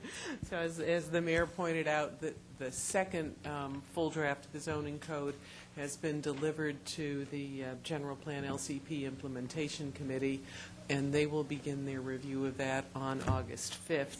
We're not sure how long that will take. We're hoping it will be quick because the idea is to verify that staff and the consultants have made the changes that the committee asked for during their first review. And that draft is available on the website and in the libraries and in the planning department for anyone from the public who wants to see it. Couple other areas where there's been some progress.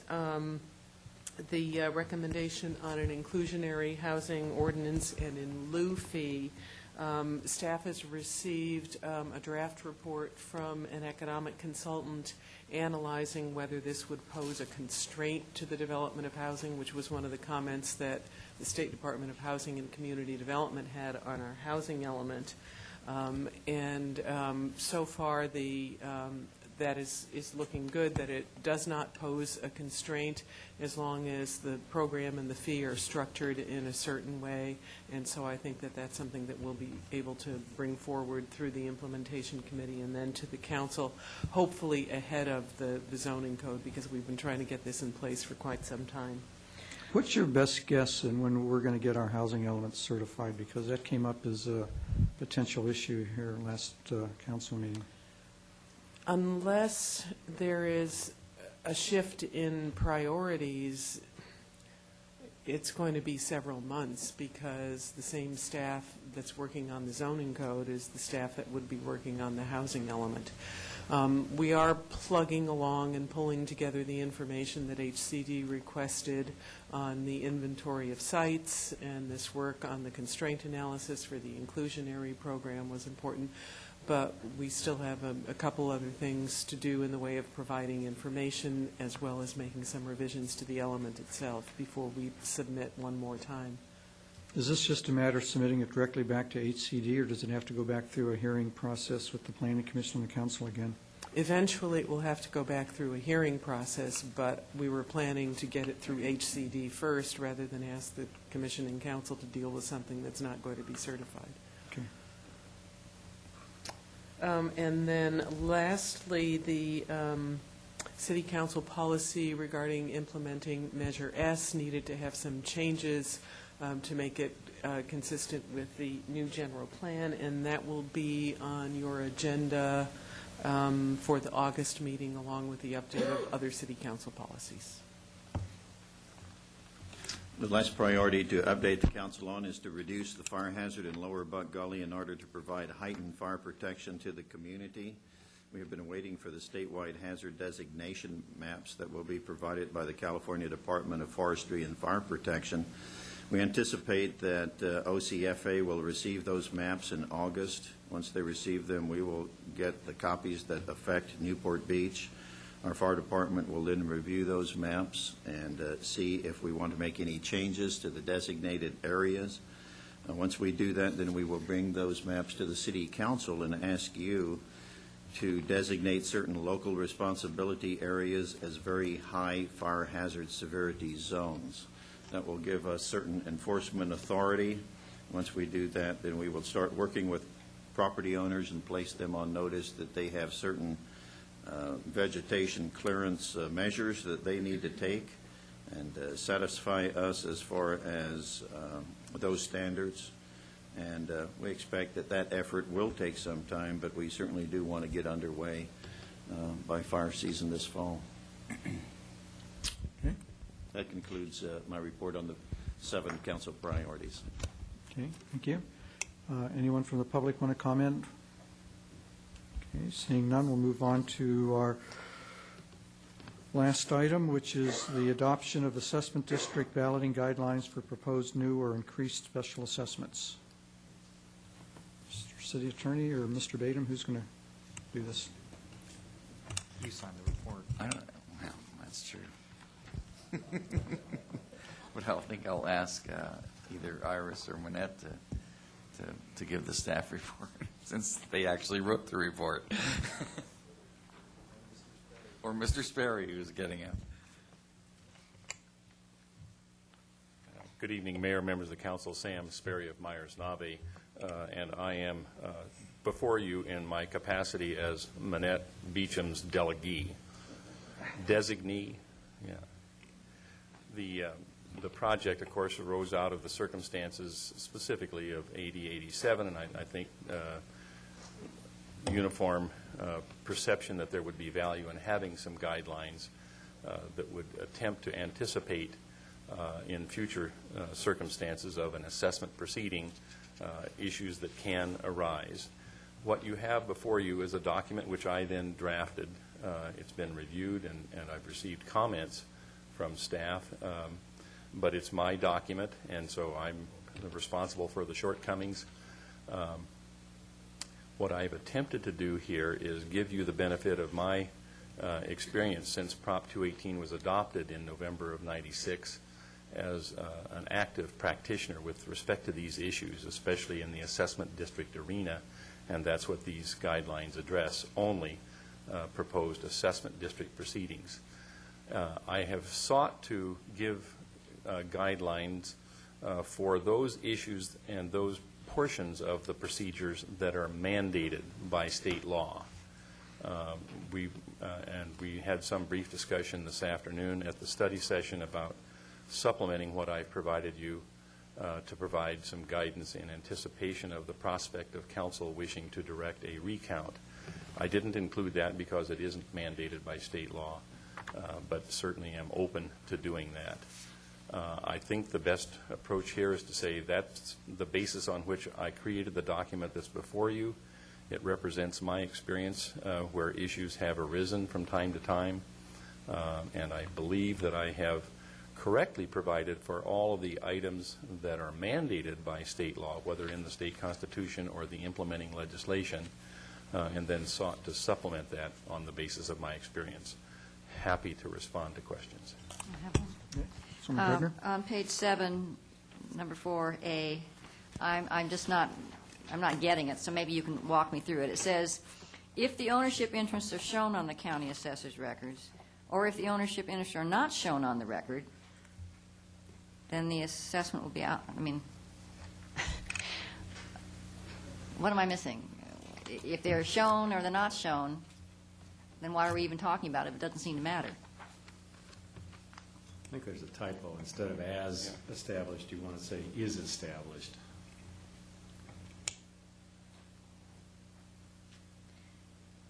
No, I intended as there when I'm trying to get myself back into this provision.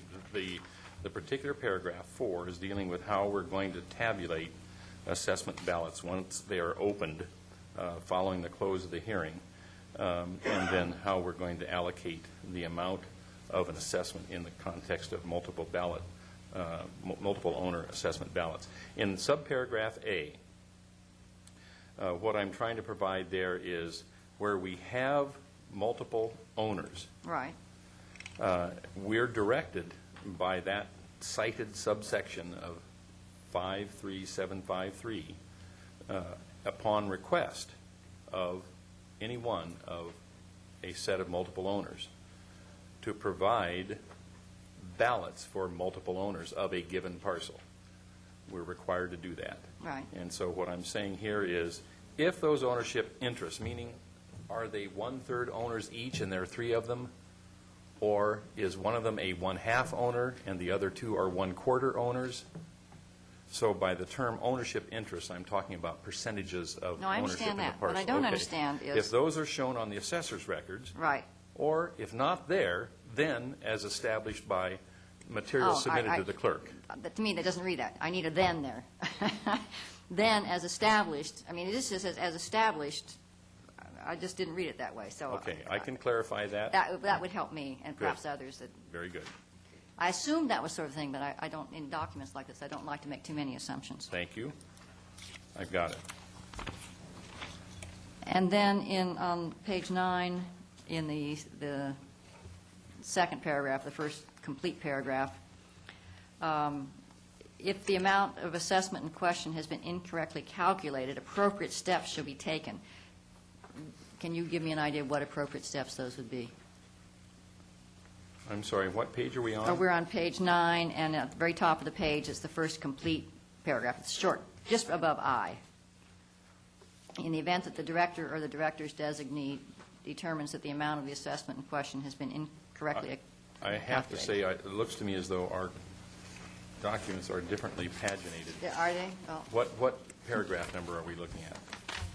Well, didn't we do that tonight when Joan said that there was a incorrect calculation made based upon erroneous square footage that was recalculated and that? Well, but To that stay was, with you, I'm seeing now the paragraph is the second paragraph in paragraph 2, assessment calculation appeals. That's what we're talking about? For me, that shows up on page 8. Yes, yes. Just Oh, I'm above sorry, general okay. provision. right. Okay.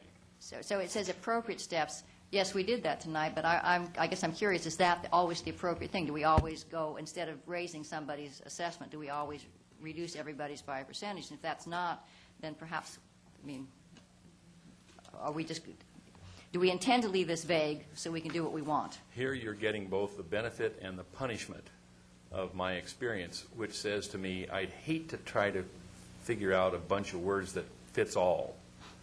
And so I consciously did the lawyer's trick of weaseling appropriate steps. And what's going to be appropriate in one context will be different from what's appropriate in another. I'm more than willing to be instructed on doing something more specific, but the way you deal with that is really going to vary from one All circumstance right, well, that's to what another. I want to know. There was method behind this. Your experience says this is the best way to frame this. Yes. All right. Yeah. Councilman Hen? So I'm still back on the track of wanting to have a procedure for appealing the vote and just lay it out. How do we go about dealing with that? Okay. Who makes the determination and, so forth, in as few words as you can. Yes. Again, I think we want to weasel a little bit Right. on that one, but there ought to be something in there about that. Okay. And secondly, I do wonder if we shouldn't have something in here regarding the city's voting of votes for city property. Yeah, we were going to bring that up. Talked about this before, Yeah. and, it seems to me that it's probably appropriate for us to take a position on that.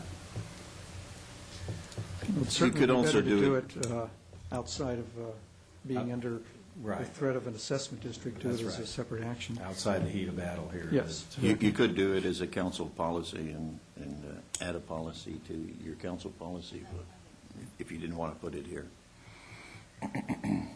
Well, is that what this really constitutes, as a council policy? That's what this is. I started out actually calling them procedures. Yeah, And but it's then a as we council kick- policy, yeah. basically, Yeah. isn't it? Why not a procedure, then you just have all your information in one place? I mean, Harris and Associates may be administering to this and totally oblivious to council policy. So, I mean, I would prefer, just for housekeeping, that be in one place. The situation with Balboa Island was that had the council cast a vote to support it, then we would have been in a position of possibly voting against a majority no and assessing people, and that would seem contrary to really the spirit of this, where residents decide to assess themselves or not. Yes. I can share an experience, and that is during the same time period that I've had the privilege of working with your program. City of Piedmont had a similar circumstance where they had a city park, underground assessment district, same as here, and theirs was by far the largest assessment. And they grappled with how to deal with that. What they finally came up with was simply to list it as an agenda item at the meeting before the public hearing, where they would be required now to put the ballot in if they were going to. And they simply had discussion of what's the council's preference with respect to instructing the city manager either to submit a ballot or not to submit a ballot, and if he's going to submit one, to mark it yes or no. And that's what they ended up doing, and they instructed the city manager in their case to vote yes on the ballot, and so that ballot was there at the time we opened the ballots at the close of the public hearing at the next council meeting. Now, there is a procedure, a community similar to you in nature, in an assessment district similar to ones you're doing here for undergrounding of utilities, chose to solve that. I offer that for your consideration. Whether that appeals to you or not, I'll let that be your judgment. Well, it wouldn't seem to be a very enduring procedure. Wouldn't it kind of depend on what was sort of the mood of the people at that time? Or is it a procedure that's within this of how to handle it? In Piedmont, they don't have a document like this, Okay. and so not within this. And yes, it was clearly their prep. Then they have had changes in council composition, and changes in ideas about policy, and that they specifically preferred to leave this to the council in place at the time. Okay. So basically, they had a procedure, but their procedure, rather than being a consistent yes or no on city property, was to hold a separate hearing, separate from the hearing on the assessment district, and individually deal with each assessment district as it comes along. It was a separate agenda item at a prior meeting, but not a hearing, which mean, what does that mean? They certainly let people come up and speak to it, yes. But it was And never people did. It's not a procedure in a document, though. That's It was right. just, at that time, how to address it. That's right. I think It's what we're... case by case. We're alluding to is a consideration of a procedure within a document. I understand. Well, you're asking if you have a procedure within a document that we're always going to do it one way or the other. In this particular instance, it allows us to evaluate our determination based on a set of circumstances that is going to be unique to each separate district. And there may be some districts in which it would be very beneficial for the city to go ahead and vote yes. There may be others where we should be neutral, and yet others where we should be negative. So I like Piedmont's approach of looking at each one. Places a little bit larger burden on the council with having to perhaps listen to comments pro and con twice, and that some people are going to comment on that, and then they're going to comment at the assessment hearing later on. But I'm not sure that you really have a one-size-fits-all here. I think that each assessment district might be different. Just a point of clarification, can we bind future councils to a decision like that, to vote or not vote?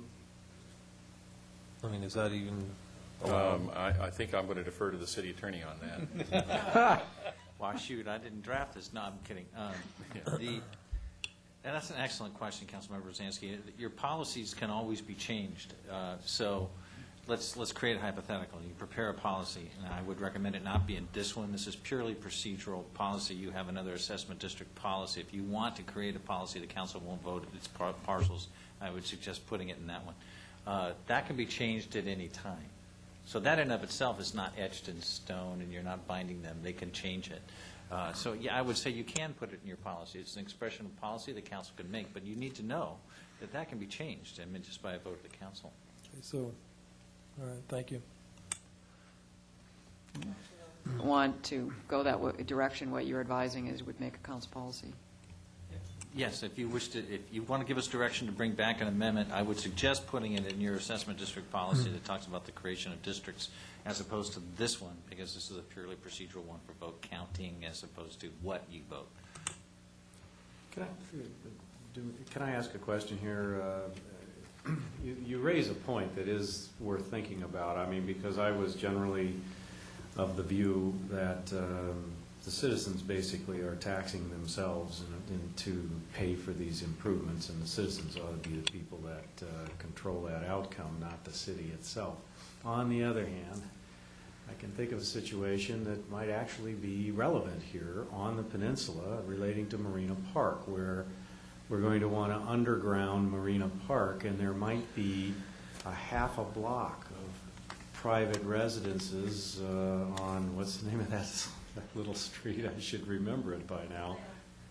But yes, and where if the city didn't vote its parcel, the city could be commanded on the underground of Marina Park by a half a dozen or 8 residents who don't want to underground there.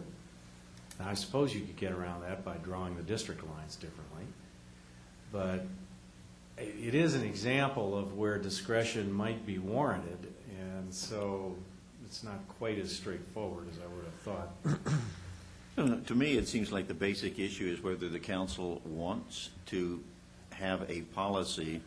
Let's say that the policy would be for the general good of the community, you're always going to support an assessment district and vote in favor of it because you think the overall good of the community is served. Do you want a policy, that does that all the time, or do you want a policy that individually decides on a case-by-case situation what you're going to do? Is this a good place for a hard and fast policy? The problem with that is that it puts the whole situation right in the heat of the emotion and at the time, which is, I don't know, I don't feel good about that either. Because Well- that really politicizes the whole thing, too. Right. I still, I feel that the city, and I understand your point about Marina Park, but I still feel the city should be remaining neutral because it is imposing a tax burden on people. Well, and I would agree with that. I mean, we have the luxury of being able to pay our assessment out of the taxpayers' revenues, whereas the taxpayers have to pay it out of their own pocket. And in many cases, the city's property is going to be large enough that we will be the dominant taxpayer. And I mean, probably in that example in Marina Park, we will drive the results of that election depending upon how the lines are drawn. I think to the extent that we're concerned about being assessed unfairly ourselves, I guess we have the ability not to draw lines that include our property. But here again, I think that leaves it open to where people think it's unfair. So I believe that if we're going to have people assessed, if the theory here is that people are assessing themselves for improvements, the people ought to vote, and it should not have, the thumb of the city on the scales, driving the vote one way or the other. Well, that's true. Our policy would have to have an exemption that if it's a city-owned property exclusively within the district, we would be allowed to vote. Right.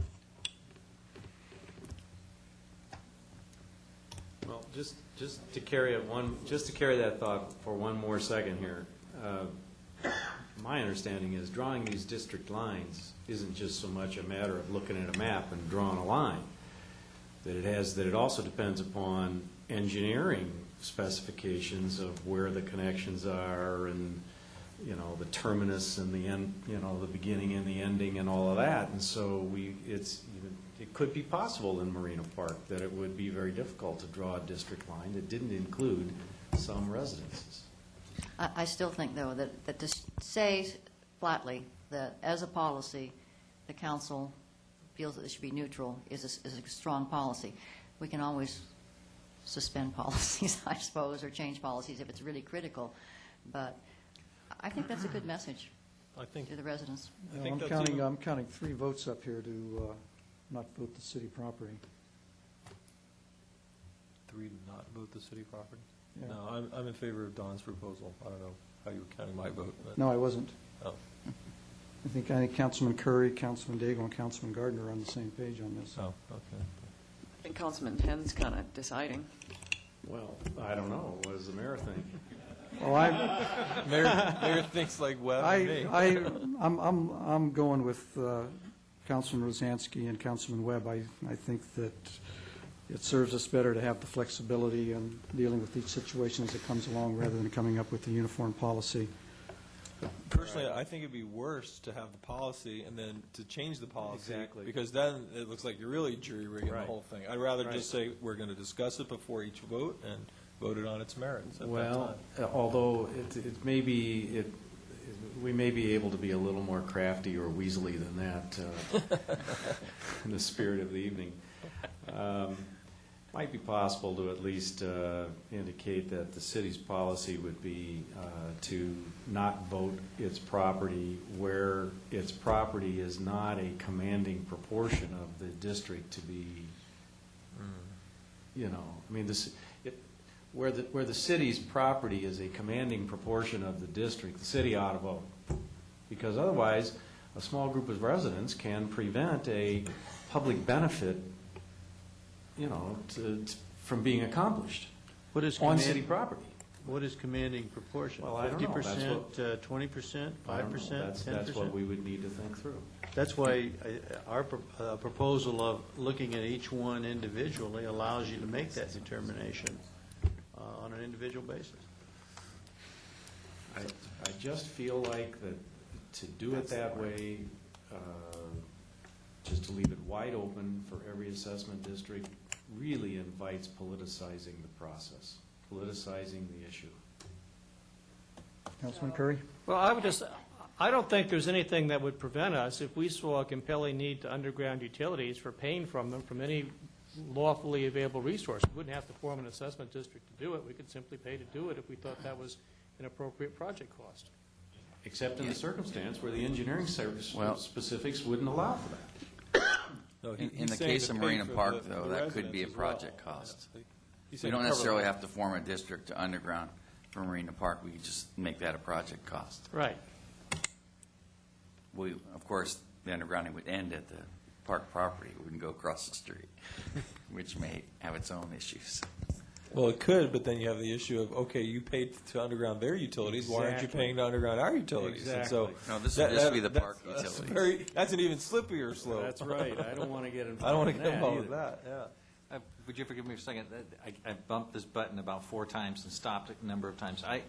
My request would be to bring that particular issue back in the context of the council policy regarding assessment districts.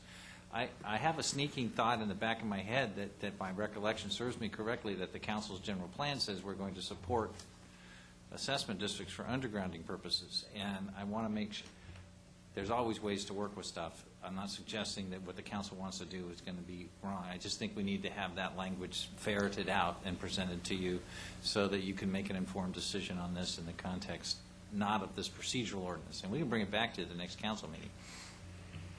But if there aren't 4 of us interested, you could save yourself the time, so that still That's leaves true. it with Mike. Well, There's 2 ships here, Councilman. No, Which I one- would like to bring it back for a policy Yeah. discussion. I would like to do that. This is too much fun to not do again. No, I would, and I'd like to have a little fuller exploration of this in the context of a policy, proposal. So. Well, since we're at a deadlock, it sounds like you're controlling it, so.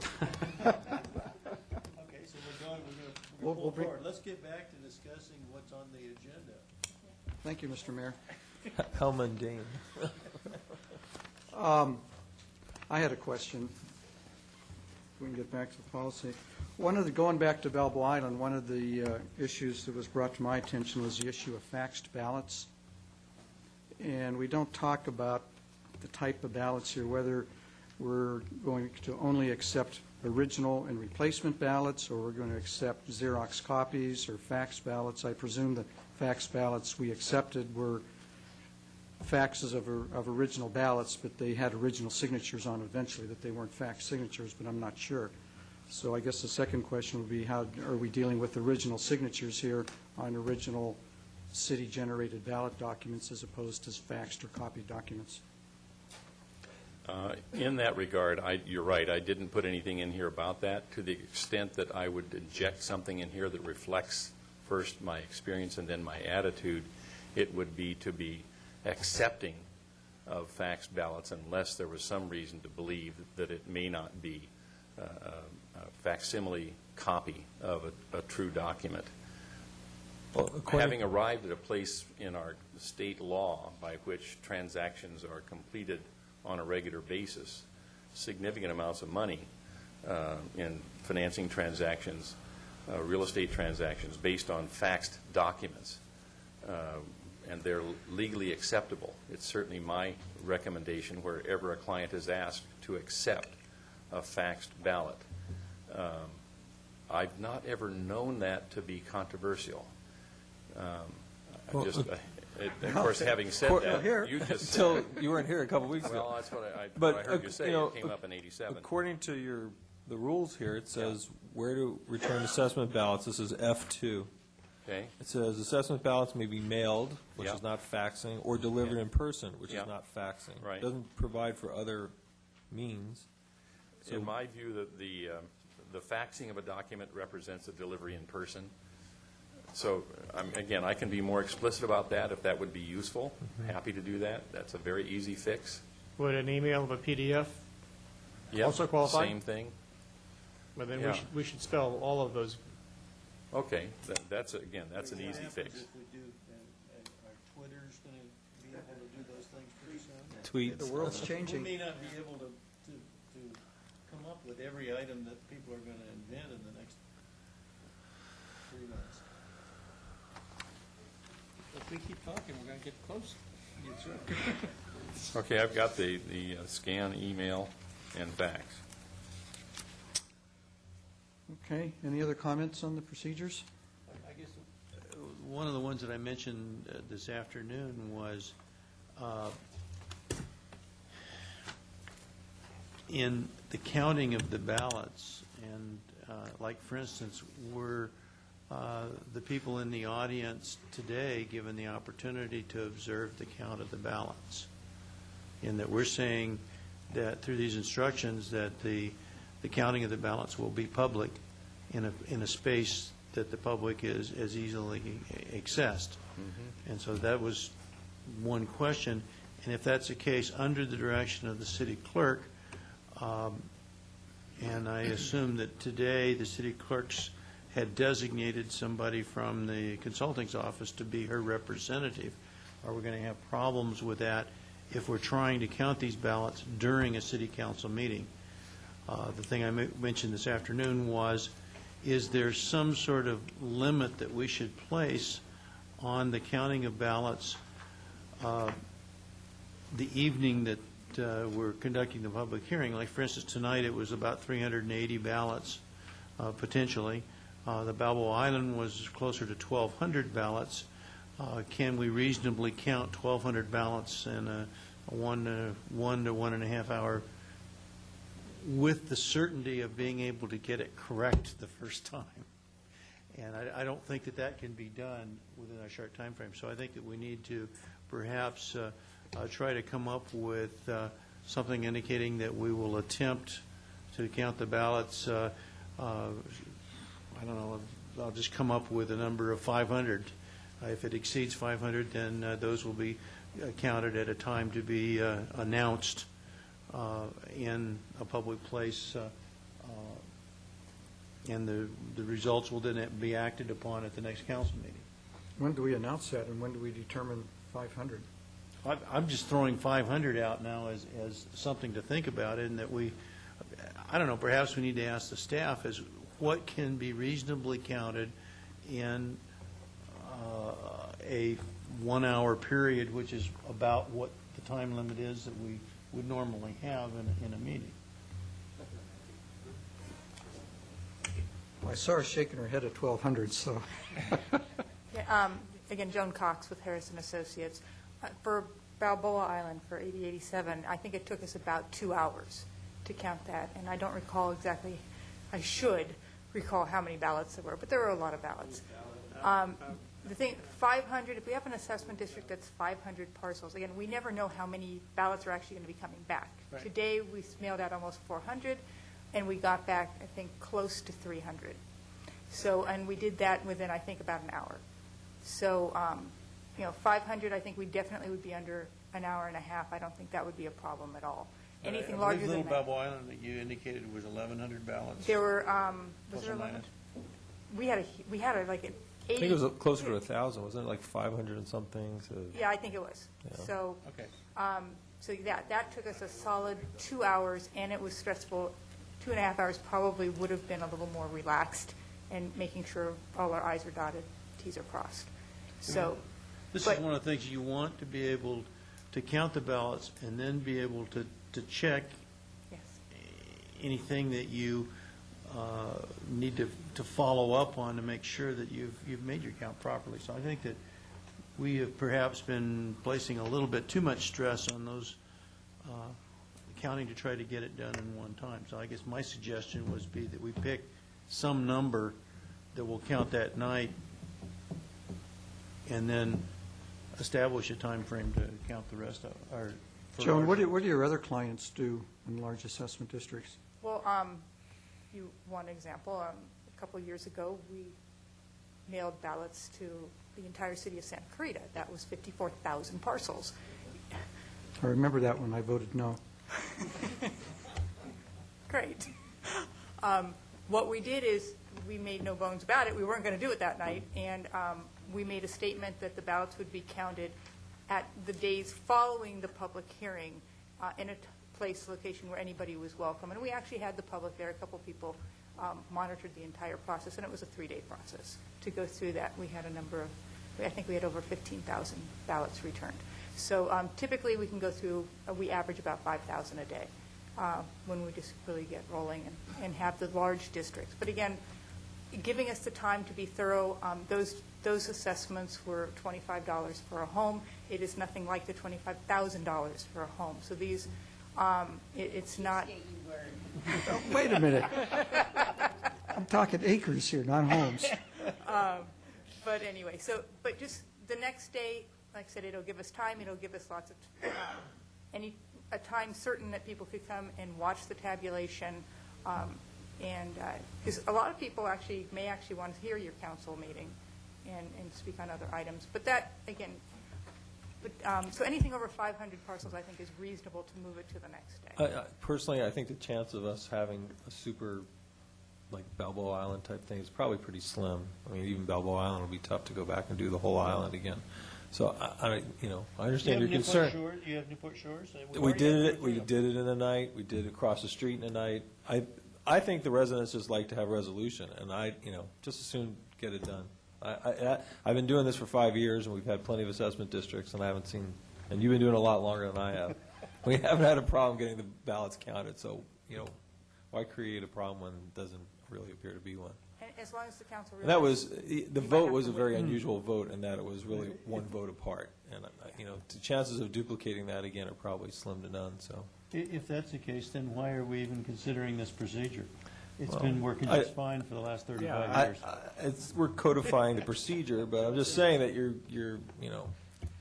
We take a few minutes now, we set out a procedure, and it's done. I mean, I guess then from the standpoint of having resolution the night of the hearing, I like the idea of having it resolved for the residents at the hearing and just be done with it. This will be in perpetuity, what we're doing. Or until we change it again. It's council policy. May I please supplement Joan's answer to your question, because there were two parts to it to me, and that was, how did we handle it this evening? I'll take ownership of the fact that I probably didn't provide enough coaching on that.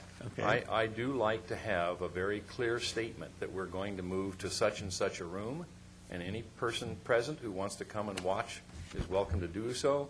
The condition is you must stay back from the operation so that there's no suggestion of tampering with the process.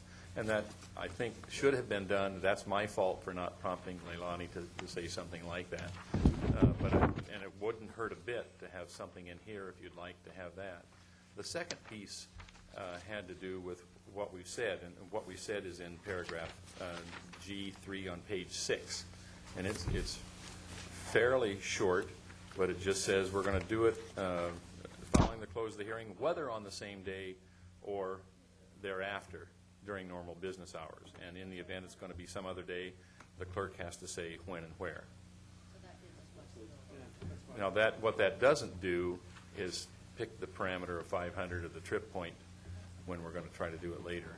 I had the experience in the fall of 2007 in San Luis Obispo County where we had 6,000 ballots, and we didn't even attempt to try to do anything that day. The county clerk was firmly in charge, and we took 3 days to open, declare, and then tally the ballots. But we had very well-organized opposition. They were very vocal, and we wanted them to be right there watching our every move, and they did. And happily, it was an 80% yes. And when we were done, they were satisfied that it was done appropriately and openly. We're not going to have 6,000 here in Newport Beach, I don't think. So if you wanted to suggest a trip point, we can build it in there. I don't have a suggestion. Just one other comment. On the districts that we know or we feel are too big to do it that night, we actually put a statement in the mailed notice saying that the tabulation of the ballots will be done on the date following the public hearing. So it's clearly noticed that it's not going to happen that night. So we actually put that in the notice. We usually do to make that a very clear statement so everybody understands and knows if they read their documents when the tabulation is going to be taking place. Okay, thank you.